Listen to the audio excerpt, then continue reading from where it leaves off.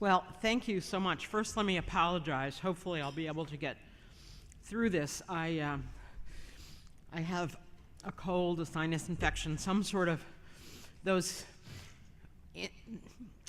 infections that wind up happening to people who spend a lot of time on planes, which I certainly have over the past couple of weeks. I'm thrilled to be here with you again today. One of the reasons that I'm always very excited to come and talk with this group and my other friends in the public plan arena is because there are so many issues that we have in common, so many problems that we're tackling that affect the participants in our plans.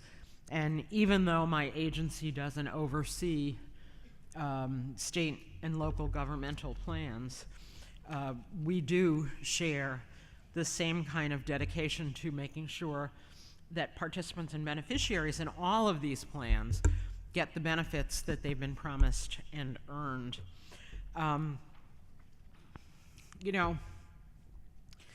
There are about 77 million baby boomers like me in this country. I can't see very well because of these lights, but I suspect there are a few other baby boomers out there in the audience besides me.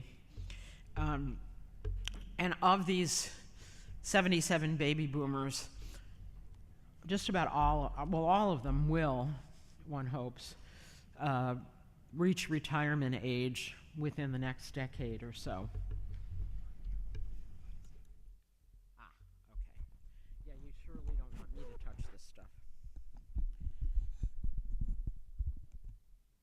Okay, thank you.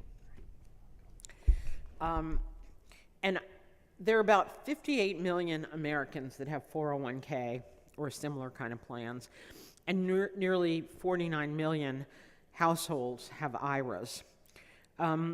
Between them, 401k plans or similar kinds of plans, as your public sector employees have, between IRAs and individual account plans, there's about $7 trillion in total assets, and about half of them are held by baby boomers.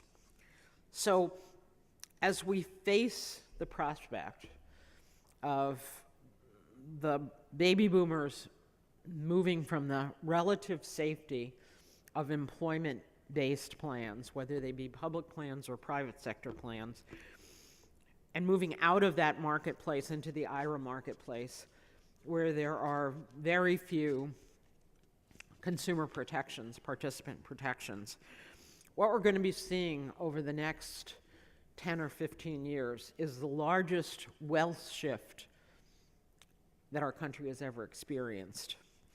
And that raises a lot of problems and a lot of concerns, but also creates a lot of opportunities.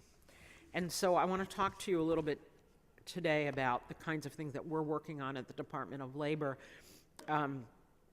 I met with your board earlier this morning, and we talked about the kinds of projects and challenges that you all face. And believe me, we see the same thing in the private sector.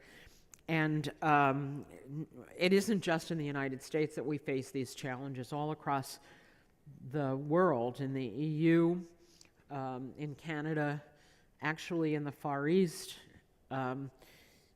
and other places across the world, we're looking at some of the same issues. Let me tell you just a little bit about my agency, and then I'll talk some more specifically about the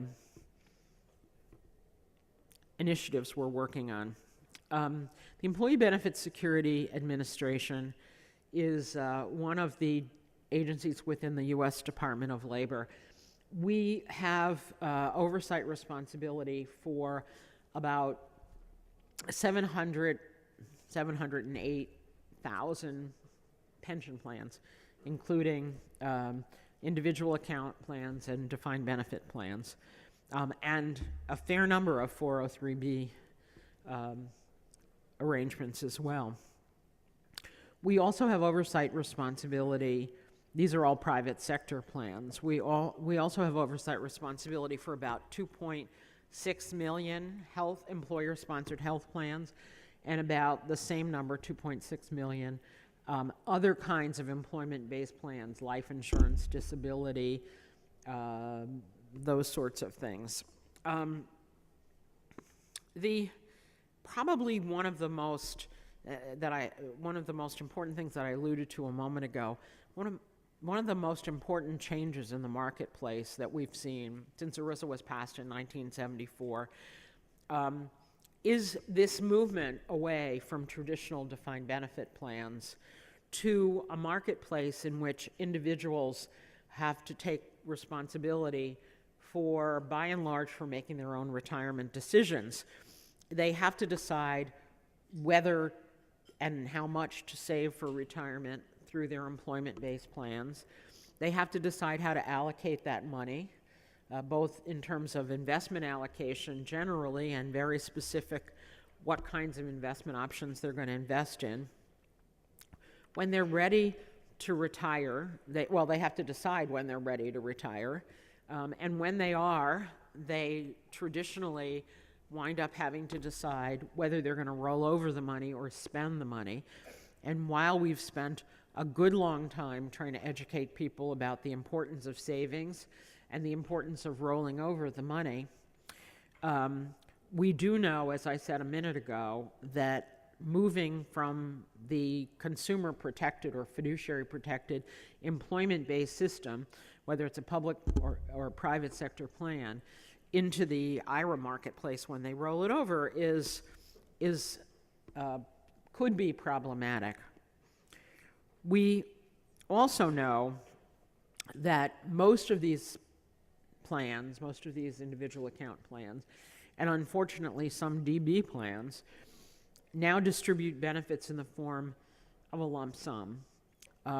Probably one of the more disturbing trends from my own personal point of view is the number of private sector DB plans that have been amended over the past few years to allow a lump sum option.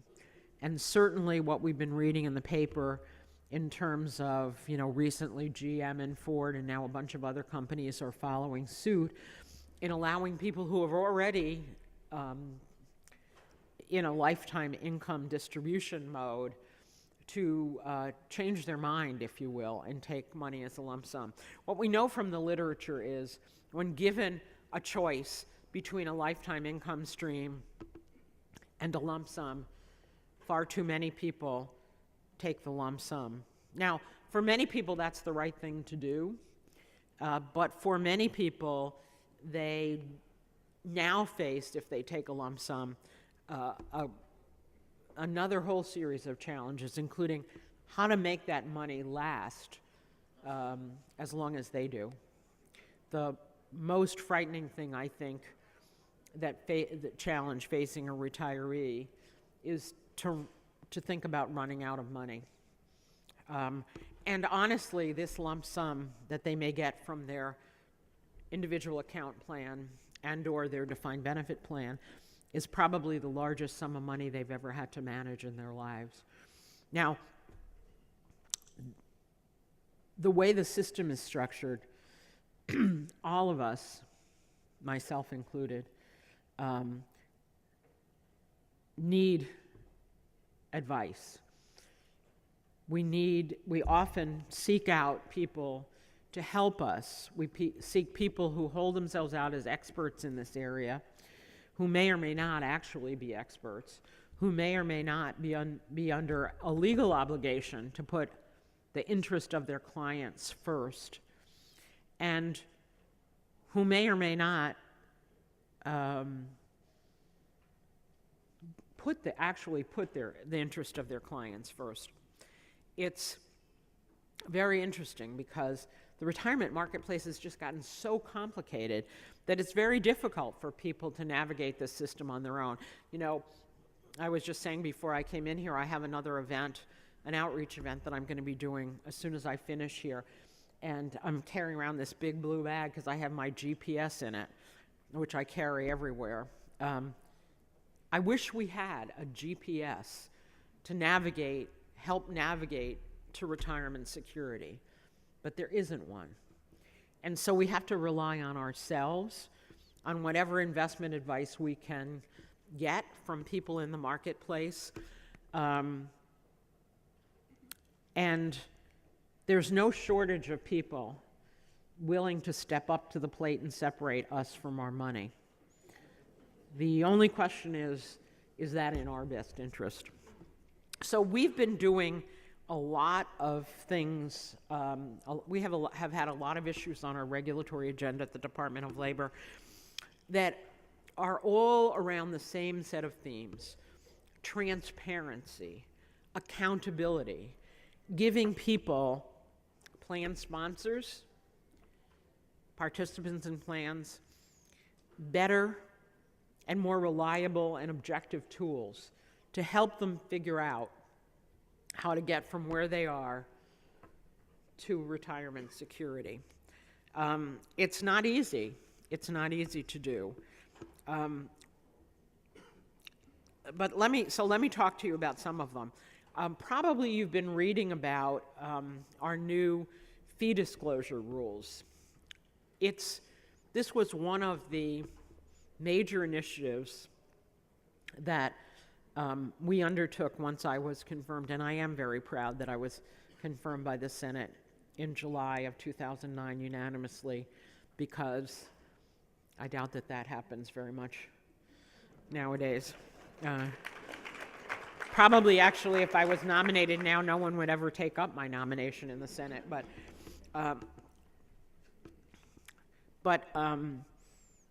So one of the major initiatives that we undertook was to move in the direction of greater transparency. People don't necessarily understand that there's no, well, people sort of have this generalized understanding that there's no such thing as a free lunch, but somehow what they think is, in the context of their 401k, and I'm going to use 401k, but I mean 401k-like plans as well, people tend to think that these plans are free. In fact, it's very interesting. AARP did a survey just a few months ago that was published. You may have seen it. 70% of the people who participate in 401k plans thought that they weren't paying any fees in connection with their plans. Now, 401k came into ERISA was passed in 1974. 401k came into the Internal Revenue Code in 1978, but really 401k plans didn't take off very much until regulations were issued by Treasury and the Internal Revenue Service in 1981. And now the assets in 401k plans outstrip the assets in DB plans. And initially, a number of employers paid the administrative fees themselves, but now that's very rare. Now the fees are generally passed through. Some would argue that gave employers less of an incentive to monitor the fees closely, like they do in a DB plan, because the fees are paid out of the assets in a DB plan. But it's very interesting that 70% of plan sponsors didn't realize that their participants were paying fees.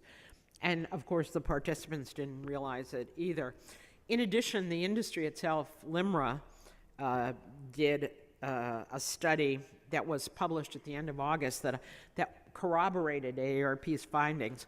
What they found is that 2/3 of Americans with DC plans or IRAs admit to spending less than 5 minutes examining their retirement plan disclosures, and 1 in 5 say that they never read them at all. One of the reasons that I have been traveling so much in the last couple of months, the secretary teases me about my retail efforts to educate participants about these new fee disclosure rules. But the first and most important thing I tell participants is open your envelope.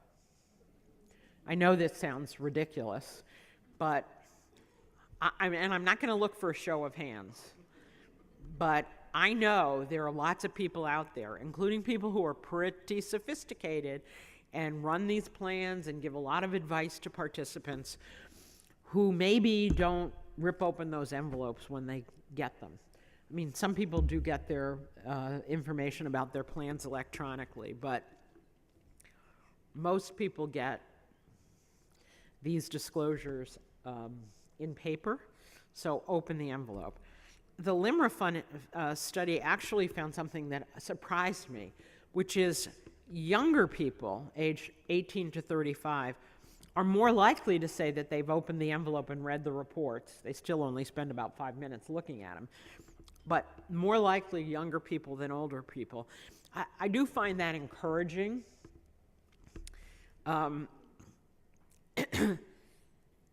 9 out of 10 participants either didn't know the fees they paid or didn't think they paid any fees.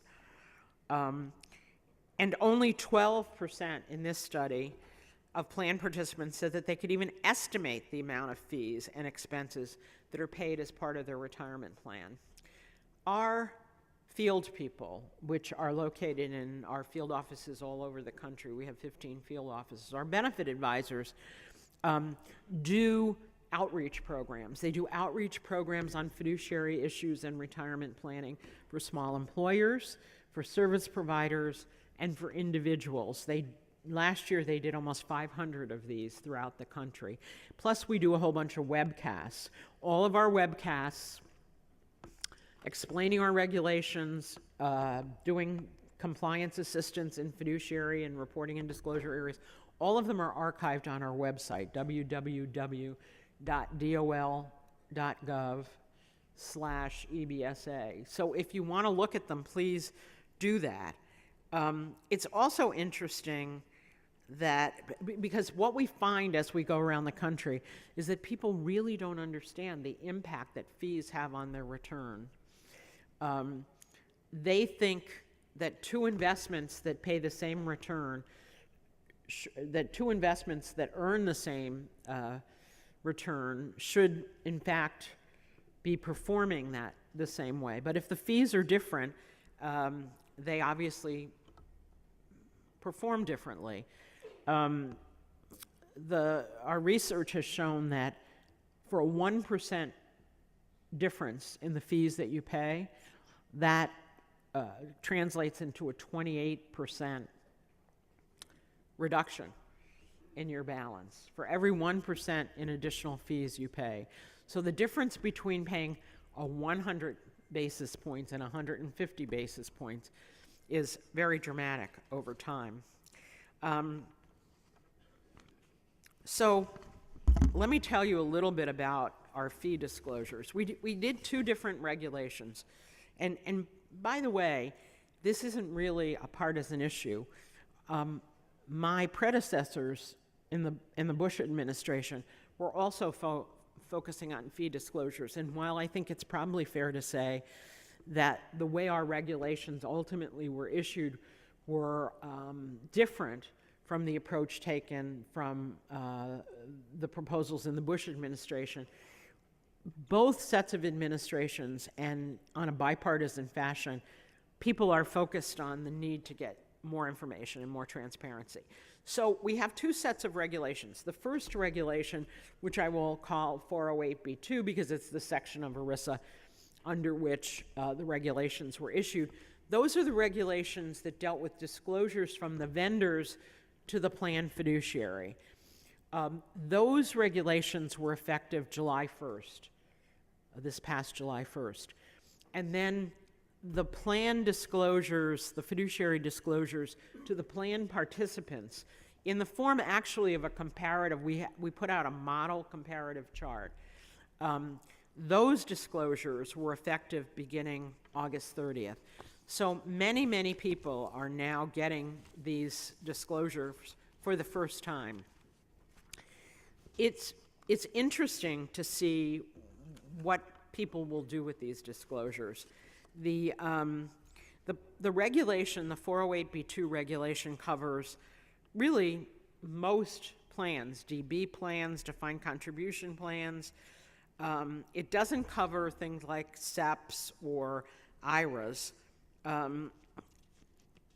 But the participant disclosure, the model chart, really goes to people, if you think about it as a shopping tool, it goes to people who already are participants in 401k plans or are eligible to participate in 401k plans. Reporters ask me all the time why we didn't apply this to state and local plans or IRAs. The answer in the state and local arena, you know the answer to that. We don't have authority over state and local plans. And we chose not to apply it to IRAs because really the only part of the, we have limited jurisdiction over IRAs. We can set the standard of conduct. But based on this, on the issues that we cover, it's entirely likely, and what I've said to the reporters is we are hopeful that A, the state and local plans may pick up the kinds of disclosures that we are requiring in the private sector and ask their vendors to provide those disclosures, or B, the vendors themselves, having had to provide this disclosure for their private sector clients, will decide on their own that they will just go ahead and provide them to all the participants whose investments they handle. The individual disclosure requirement, and again, you can go to our website to see the chart that's required. But basically, we ask for information about general administrative fees, things like the circumstances under which participants can give investment direction, the procedures, et cetera. Any identification of a designated investment alternative, the default investment alternative if they don't choose a particular set of investments. If the plan offers a brokerage window, a description of the brokerage window, the self-directed brokerage windows, and if there are changes in this information, it has to be given within 60 days. The administrative expenses that people are required to provide are also fairly simple. But you know, one thing that's been very interesting to me is people don't understand how the administrative services are allocated. You know, in some cases, they're spread across the entire population of all the participants in the 401k plans. In other instances, they are individualized based on the choices that you make. So the basic administrative expenses have to be disclosed. The individual, and these are any expenses, direct or indirect. Direct expenses are ones that are paid by the plan. Indirect expenses are ones that are paid by third parties. So things like how much are you charging people for loans? Things like what are the commissions and what are the sources of commissions, whether you get compensation, the vendor gets compensation from the plan or from the revenue streams from third parties that are designed to encourage that vendor to steer participants to a particular program. What are the surrender fees if you want to move out of, this is particularly true in the annuity context, whatever surrender fees are, those sorts of things will have to be disclosed. If you've got an investment in which the returns vary, then we ask you to put a benchmark in, select a benchmark and disclose the benchmark. And we ask you to do 1-year performance, 5-year performance, and 10-year performance. We also make it very clear that you have to tell people that past performance is no indication of future performance. But the reason that we've asked for investments that vary in their return, so that people can look at, you know, what the investment performance has been over time, just as one factor to think about. You may do very well or very poorly in 1 year. You may have a very different view of an investment over its 5-year history or its 10-year history. For fixed return investments, you have to tell participants what the current rate of return is and any minimum guarantee. And then if there are any other fees associated with it. So that's the performance information that you have to disclose. And of course, the fee and expense information that I mentioned a minute ago. Another thing that we require is a glossary of terms. One of the things that's has become clear as I go around the country talking to audiences of individuals is that people don't really understand the terms that are used in the investment world. You know, I had some personal experience in this. In my private sector career, I mostly represented multi-employer plans. And, you know, they are administered by boards of trustees consisting of equal numbers of labor and management representatives. And I'd go to the board meetings, and the investment professionals would come, and they'd give their reports, and they'd use all this jargon. And I could tell that the trustees, not all of them, completely understood all the terminology. It was like a separate language. It was a little patois, you know. They would sort of go through, and I find it even when the Secretary of Labor, my boss, is the chair of the board of the Pension Benefit Guarantee Corporation, and I am her board representative. So I'm the person from the Department of Labor that represents the secretary. And what we have is we have the PBGC investment managers. They have in-house managers and people overseeing, and then we have the discrete asset managers. And when they come in to give their report, I mean, they could be talking in a foreign language. And for many of the trustees, and perhaps maybe it's the same in your boards of trustees, they may not understand fully all the terms. And what I found is the trustees were often reluctant to say, what the heck are you talking about? And so I would play that role, like acting like I didn't know what any of these terms meant. And I would say, so what does that actually mean? Could you explain that in English?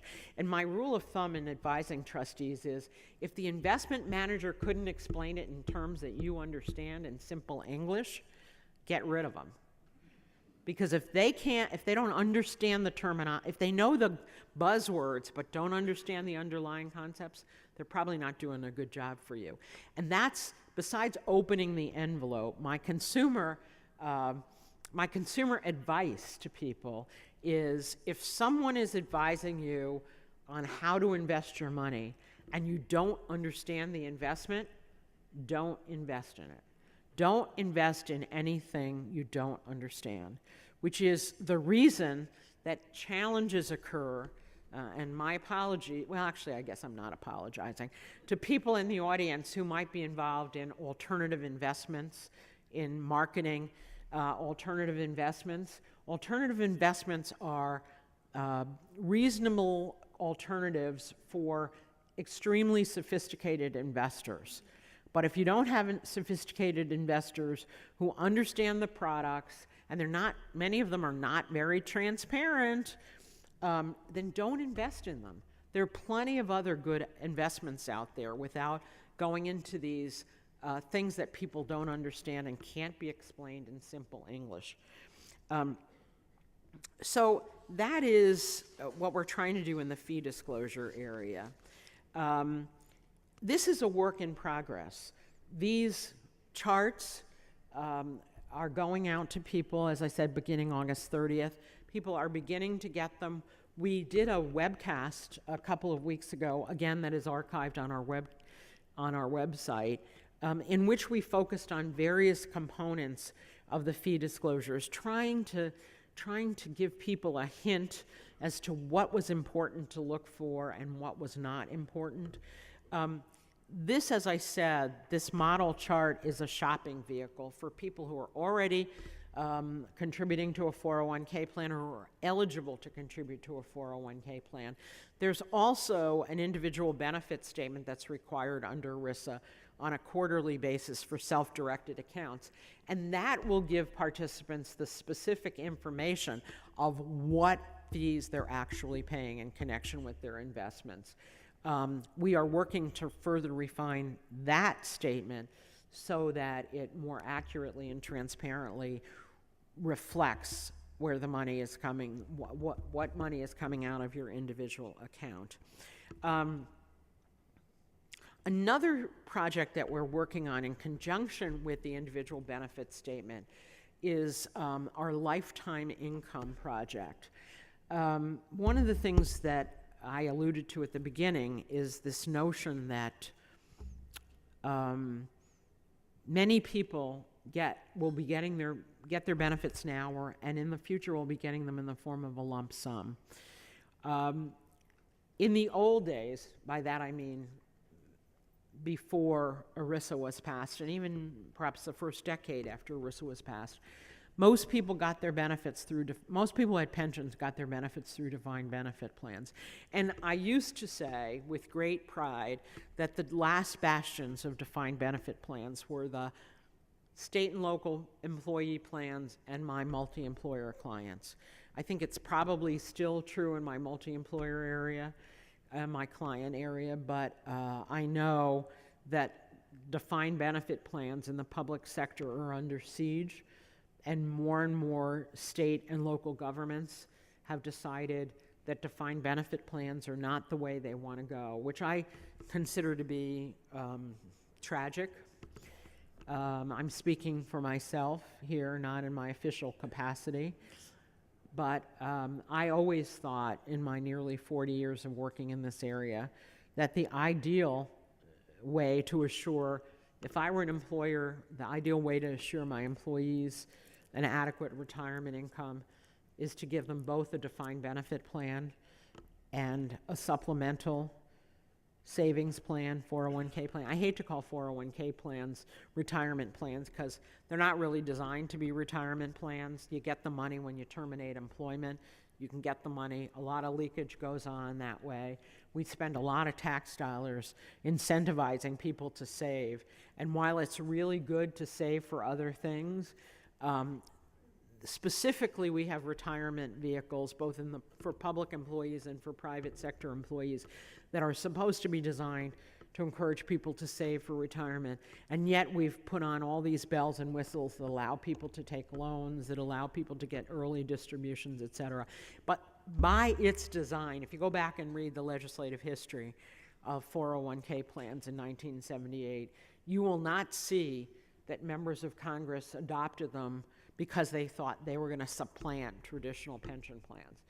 They were always conceived as supplemental plans, and now, unfortunately, in many instances, they are the primary savings vehicle for folks. So what we, in conjunction with our colleagues at the Treasury Department, what we've been trying to do is to focus on ways in which we can educate participants, individuals, about the need for lifetime income, so when faced with a choice between a lifetime income option and a lump sum, at least some of them, all of them consider, and at least some of them take a lifetime income stream.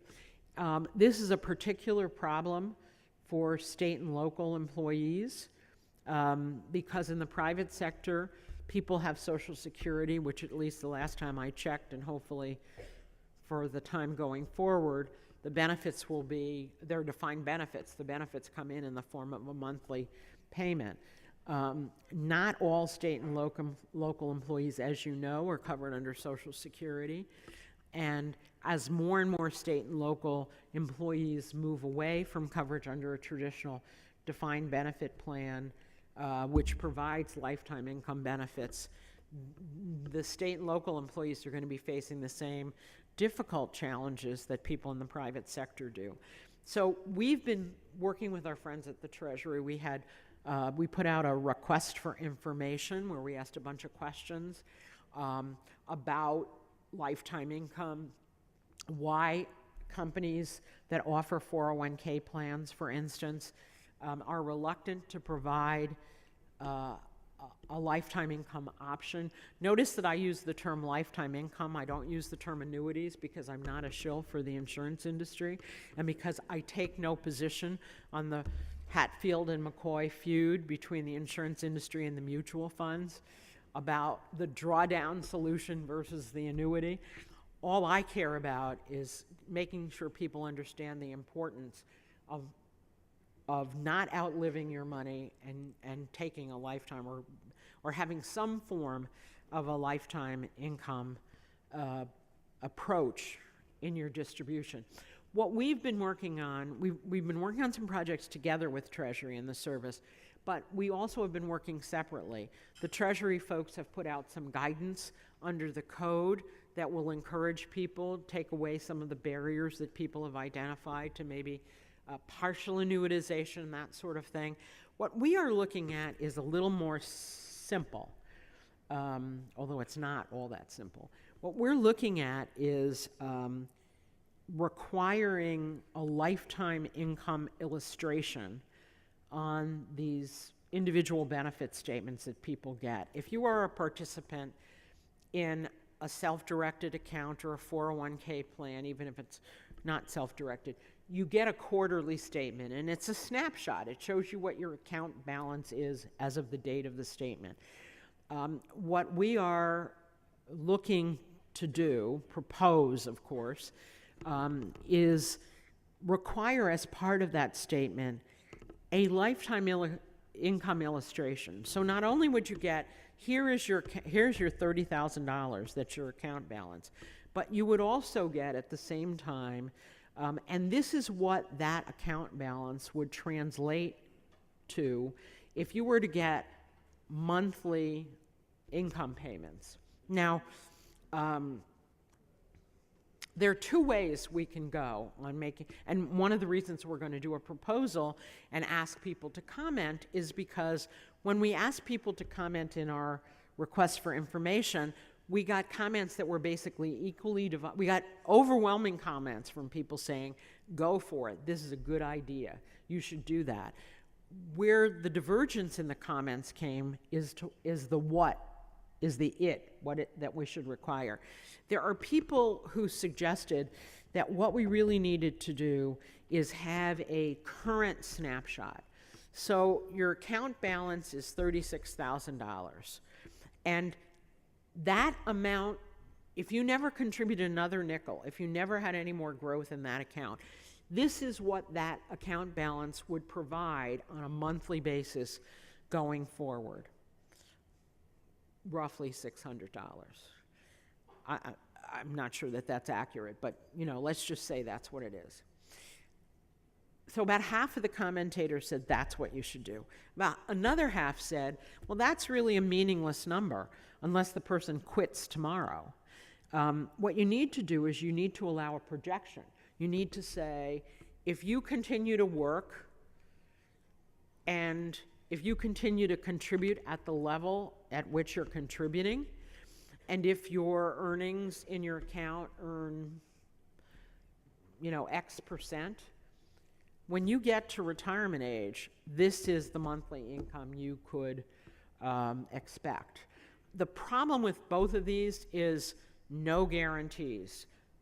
We don't want people to be misled into thinking that this lifetime income illustration is a guarantee that that's what you're going to earn. That's what you're going to get as a monthly benefit.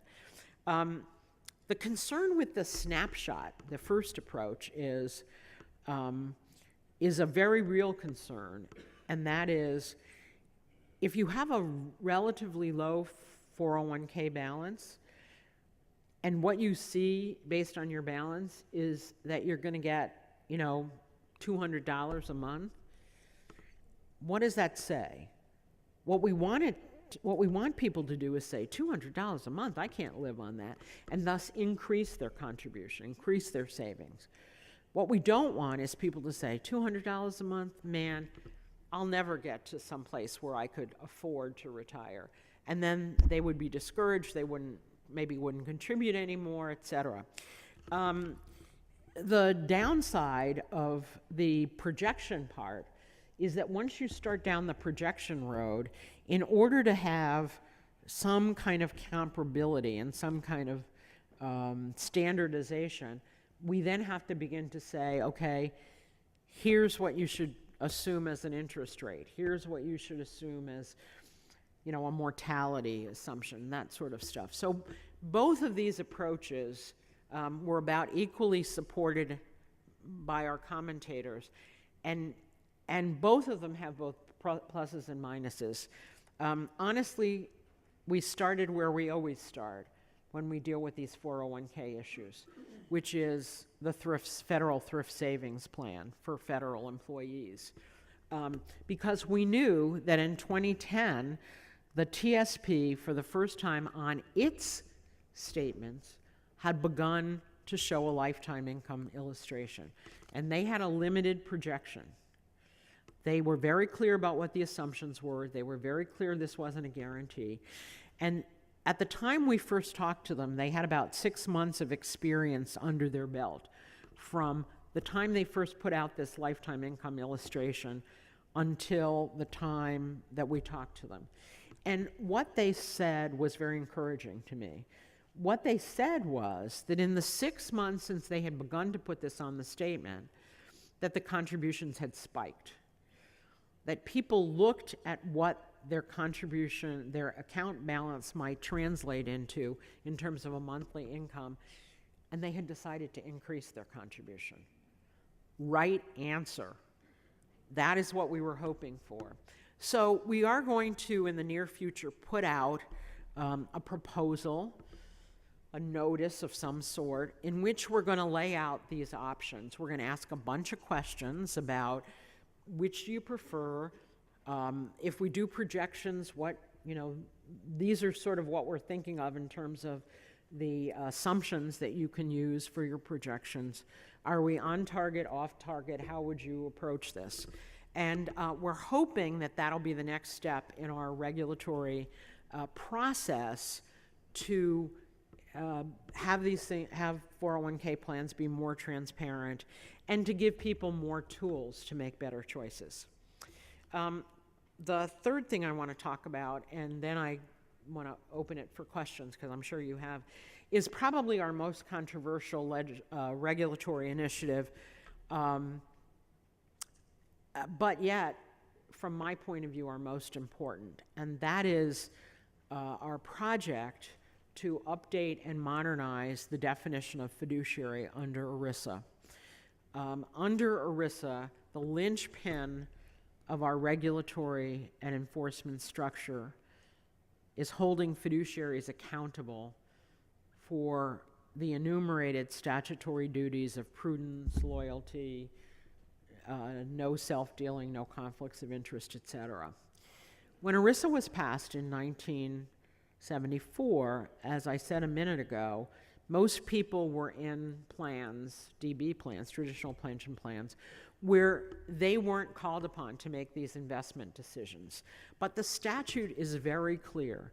The statutory language that says that anyone who provides investment advice to a plan or to an individual for a fee is a fiduciary. ERISA has a functional test as fiduciary. It doesn't matter what you call yourself, but if you exercise discretion or control over plan assets, over plan administration, over management, over any of the things that are enumerated in Section 3, parentheses 21, which is the definition of fiduciary under ERISA, you are a fiduciary. So the statute seems fairly straightforward. People who give investment advice for a fee to plans and to individuals, and for this purpose we cover not just ERISA-covered plans, but IRAs, is a fiduciary. And the enforcement mechanism to make sure that this works is that if you violate your fiduciary duties, at least in the investment advice area, and therefore give advice that isn't solely in the interest of participants and beneficiaries, if you give, in essence, conflicted advice, you've committed under ERISA a prohibited transaction. So you are not permitted to give conflicted advice under ERISA, except the statute also gives the Secretary of Labor broad authority to exempt certain types of transactions and activities that would otherwise raise questions about financial conflicts of interest. Gives the Secretary the authority to exempt certain transactions, provided that the Secretary can make findings that allowing these otherwise conflicted transactions would in fact be in the best interest of the participants and beneficiaries. And over the years since ERISA was passed, we've provided dozens and dozens of class exemptions from prohibited transaction that deal with a wide variety of common transactions. People have the ability to come in on a transaction by transaction basis to EBSA, to the department, and get an individual exemption. There are statutory exemptions from the prohibited transaction rules. The prohibited transaction rules, by and large, are enforced through an excise tax imposed by the Internal Revenue Service. So this is the mechanism that has been used over the years. Now, for reasons I always say not quite understandable to me, but I guess in retrospect I do understand. Shortly after ERISA was passed, a few months after ERISA was passed, the department issued a regulation in 1975 that talked about, that narrowed the statutory definition of investment. Those are who are fiduciaries for purposes of giving investment advice. And it created this artificial 5-part test. I say artificial because it's been very, very interesting to me to watch the financial services industry and particularly the broker-dealers, and other people who hold themselves out as financial advisors who may or may not be registered. It's been very interesting to watch them, these whole industries, construct their business in a way that made it very difficult for the department to hold people accountable for the advice that they give to plans and individuals. Let me give you an example. The 5-part test includes things like you are not a fiduciary under this regulation if you don't give advice on a regular basis. So people who provide investment advice for a one-time transaction, like I'm an employer and I'm going to terminate my plan, or I want to just purchase an annuity. I want to annuitize my liabilities. You know, the big thing now is asset liability matching. So I want to do that. Let's just take the simple example. I want to terminate my plan. I want to buy an annuity.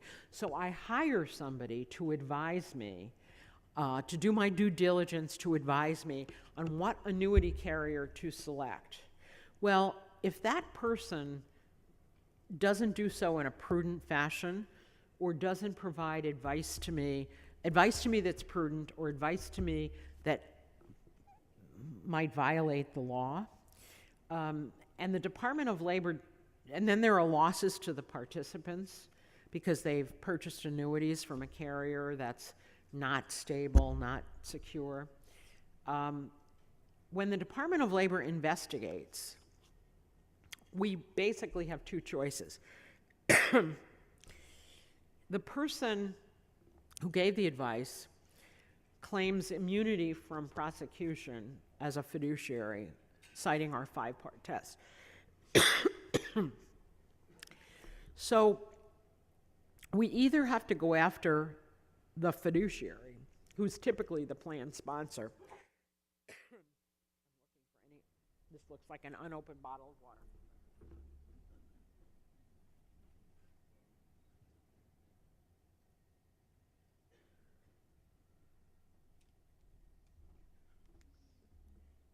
So either we have to go after the fiduciary, who in many senses is a victim as well, because the fiduciary has hired somebody holding himself or herself out as an expert to give advice. The person is given illegal, imprudent, or otherwise bad advice that's resulted in an actionable loss to participants. So either we go after the fiduciary, who, for all intents and purposes, has discharged his or her fiduciary duty by prudently selecting and monitoring this advisor, but who just turned out to be a terrible advisor, or we leave the problem unaddressed.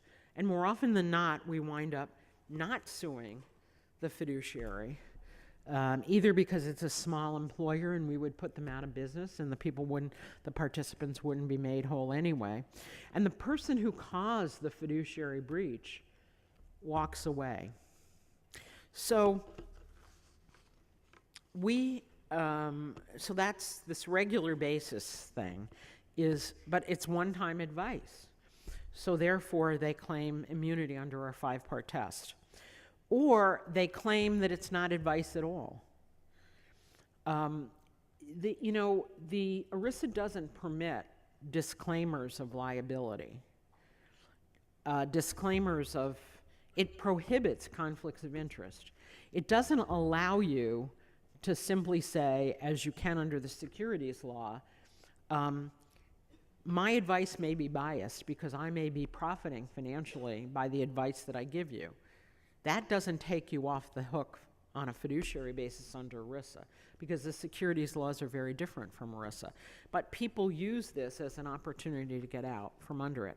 So we did in October of 2010 to modernize our fiduciary rule to basically say that anyone who gives advice needs to be transparent in terms of the advice they're giving, transparent in terms of the compensation that they're getting, including these third-party revenue streams, where I'm getting compensated by somebody else, a third party, to steer you to a particular investment product or investment manager. And we are recognizing that generalized investment education is okay, but investment advice, one-on-one, individualized investment advice, is fiduciary in nature. Well, you won't be surprised to know, I'm sure you've read, those of you who are regular readers of the Wall Street Journal know that there have been at least 2 editorials excoriating me by name for trying to destroy retirement security in America. The industry has taken the position that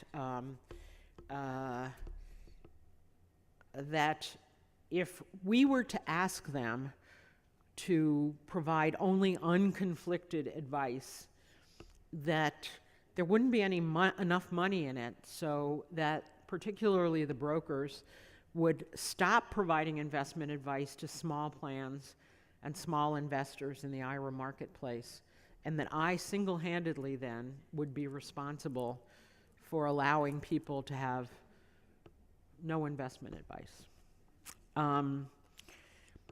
It's sort of interesting because that argument is based on the following premise, that conflicted advice is better than no advice at all.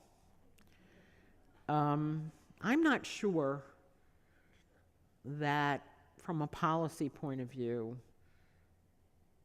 personally, I would subscribe to that.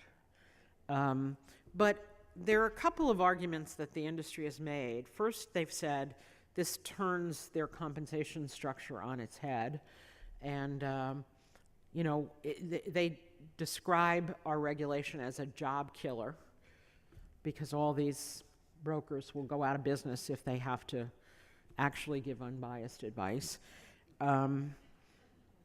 The second thing they say is, why is the Department of Labor playing in this sandbox at all?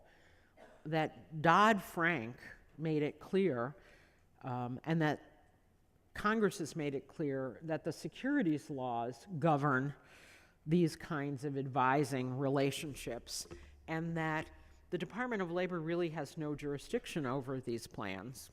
Sorry about that. Wrong again.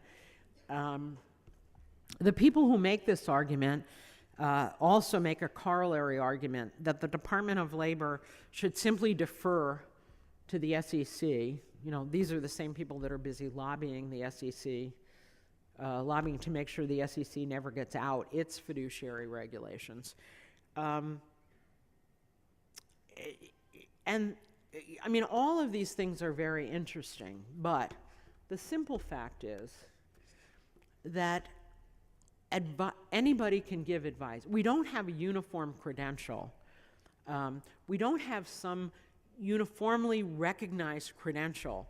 So a consumer or a small employer who wants to provide a 401k plan for its employees can say, okay, let me see your credential, and then I know that you are licensed and trained and have the expertise. We have no system to hold people who hold themselves out as experts to be held accountable for that advice. And what happens is the people, individuals, look to people they trust to give advice. Oftentimes that means that they go to people who are their relatives, their friends, their neighbors, people who go to the same church they go to, people whose kids go to the same schools. And those people, you know, when I sit in my office and talk to these folks or go out to meetings like this and talk to the folks, the purveyors of advice, they all say the same thing, that the key is to develop a relationship of trust. But the key to a relationship of trust is to have your client know that you are single-mindedly focusing on their interest. You know, if you go to the website of all these organizations, the trade associations, the individual companies, almost all of them in some way, shape, manner, or form talk about how they're client-focused, the best interest of the client. Well, then the question is, why are they so afraid of being fiduciaries under ERISA when the requirement is, the legal requirement is, that you put your client's interest first? Last year, I always tell this story, although it got back to my roofer and he was very insulted. But last year, I had a new roof put on my house. They barely had finished the work when we had an earthquake and a hurricane. You better believe that if I had a problem with my roof, I would go and hold that roofer accountable. And guess what? He would be accountable under the law. The most important pot of money that people have are their retirement savings. Why should people who create this climate of trust, whom trust is put in, why should they be less accountable for the advice they give? And it surely isn't that they don't think people aren't going to follow their advice, since they are the ones that go and execute the trades that implement the advice. That always cracked me up when people say, well, how did I know they were going to follow my advice? Well, you sat across their kitchen table. You told them this is how they invest, because I don't believe for a minute that people give only generalized investment education and not advice. When you're sitting across my kitchen table, when you're on the phone with me, I don't want to know what a hypothetical Phyllis Borzi might invest in. I want to know what the real Phyllis Borzi, should invest in. And people want to please their clients. You won't have a client for very long if you refuse to give them the information they want. I don't think that these people giving conflicted advice are necessarily bad people. They're not. They genuinely believe in what they're doing, but people do what you pay them to do. And if part of their compensation is a payment from a third party to steer people to this product, then that's what they're going to do. I'm going to stop with this story and then we'll take questions.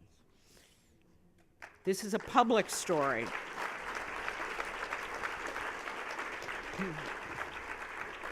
Okay. Well, you're free to ask questions and leave people in the audience. Okay. So who's got some questions? Or should I tell you go ahead.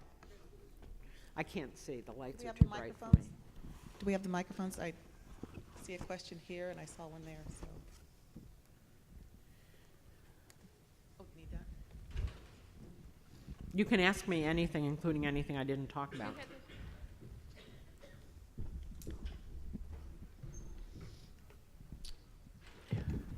First of all, I wanted to thank you so much for your advocacy on the part of participants. It's very admirable. The question I had was with regard to deemed investment alternatives within the brokerage option of plans. What are your current thoughts around that, and where do you see that going in the future? Well, we've had a little dust up on these brokerage windows as a result of our 408(b)(2) regulations, because what we were hearing immediately after the regulations were issued was that people were advising clients, plan fiduciaries, that they should only put in a brokerage window, or they should replace their current investment options with a brokerage window.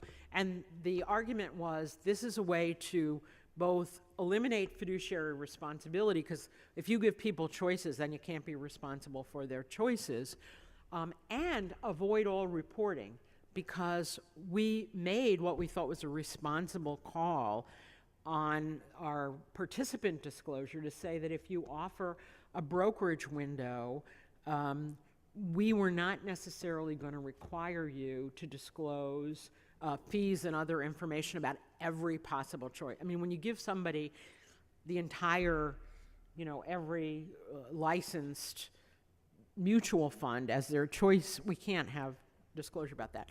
So what we began to hear is that more and more, particularly small and medium-sized employers, were being advised to dump their specific investment platform and just substitute an open brokerage window, even if it was more narrowly defined than any possible licensed security. And we were concerned about that. So as part of a group of frequently asked questions we put out, we did a couple of things. We said, we reiterated the basic fiduciary, our basic long time, over decades, almost 40-year position, that the decision to offer a brokerage window is a fiduciary decision, and you decide whether it's prudent to do so based on the facts and circumstances. And what we indicated is that the facts and circumstances include what your population looks like, what your employees look like. If you've got an extraordinarily sophisticated group of employees, then it might be perfectly fine to provide just a brokerage window.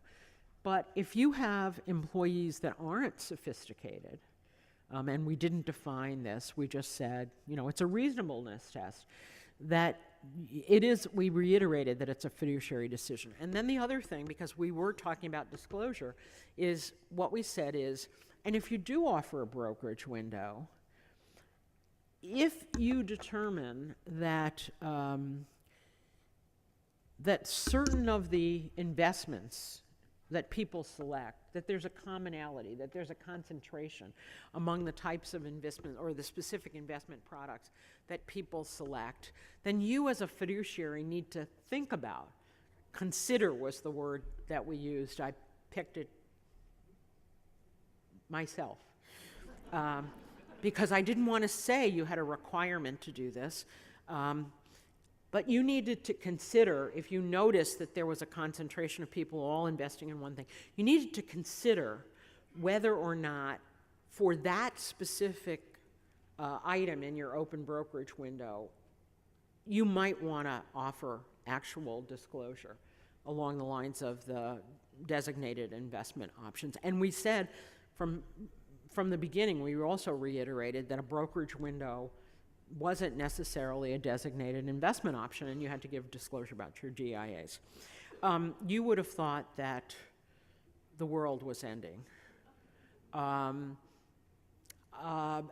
so over the longer, so what we did is we pulled back the more detailed question, and we reiterated the basic fiduciary point, because there were a lot of other issues in conjunction with brokerage windows and disclosures, and the suitability of those for individual workforces. They're perfectly fine if you got, high-paid. A lot of big companies offer a series of DIAs, and then they'll offer a brokerage window because they have people who think they're smarter than the average bear and always want to invest in something that's not on the platform. And that's okay. We weren't making any comments about that. So over the longer term, we will be looking at these brokerage windows. And what we probably will do is put out some sort of a request for information or some series of questions that we'll ask for input on.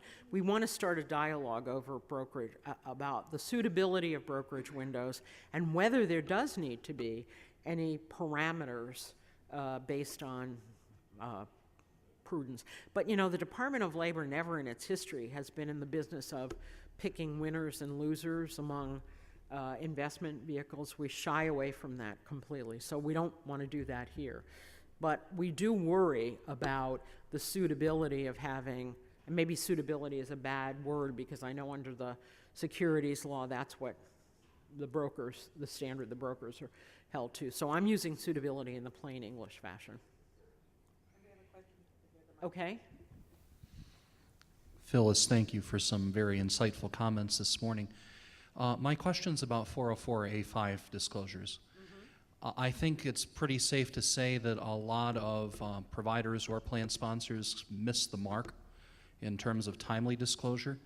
And I was wondering what the DOL's position was about enforcement in this first year of disclosures.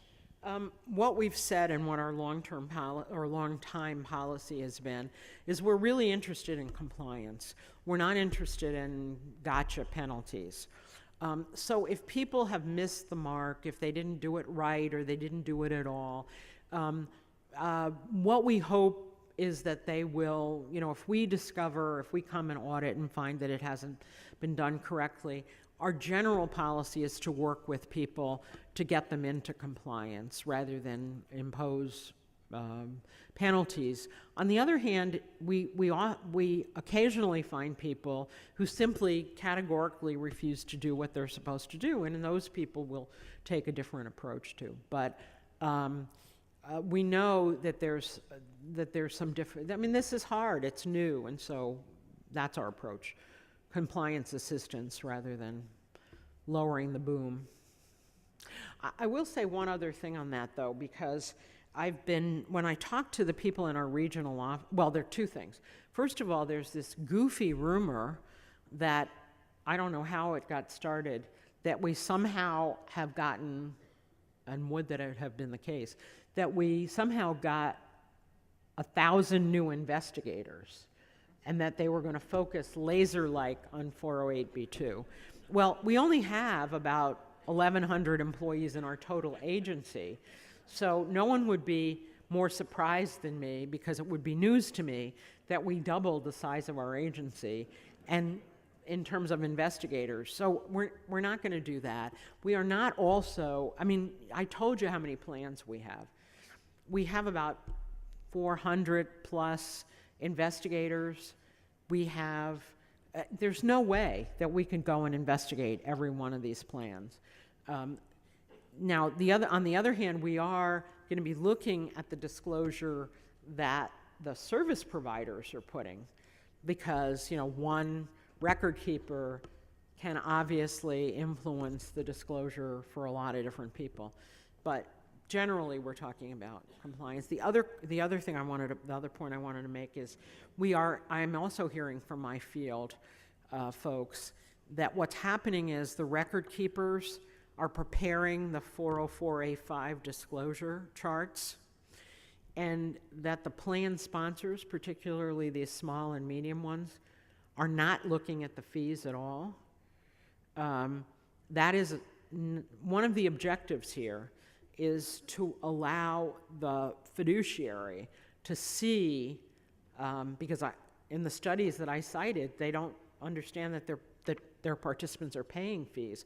So it sort of defeats the purpose of the thing for the service provider to provide the disclosure directly to the participants without the fiduciary exercising its fiduciary responsibility to review these fees and see if they're reasonable. So that is one thing that concerns us. I don't know if we have time to just about but there was 2 questions. I don't know Okay. if we have time. The I'll gentleman try to in the be- back, I'll and then try this to be gentleman shorter. Up here in the second row. I should have been preparing for the debate tonight. They all have to be concise, right? Okay, Hi, I too will say thank you to you for your comments. you're welcome. I was wondering if you could provide any insight as to the probability and timing of a resolution for non-ERISA plans as it relates to the conflict between 404A5 and Rule 482, in particular for those non-ERISA clients that wish to comply with the 404A5 requirements, at least in principle. Well, I'm hopeful that those of you who administer these plans for public employees will take a look at our charts and decide that maybe they'd be useful to your participants and try to get your vendors to provide that information. Or alternatively, that the vendors themselves would decide that it's in their best interest, since they're having to provide this information for their private sector clients, to do so for non-ERISA plans as well. But we don't have any authority to do anything else except encourage people to do this.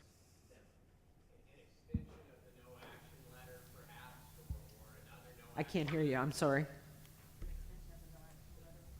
He asked whether there would be an extension of the no action letter or other action to alleviate the tension. I don't know the answer to that. I know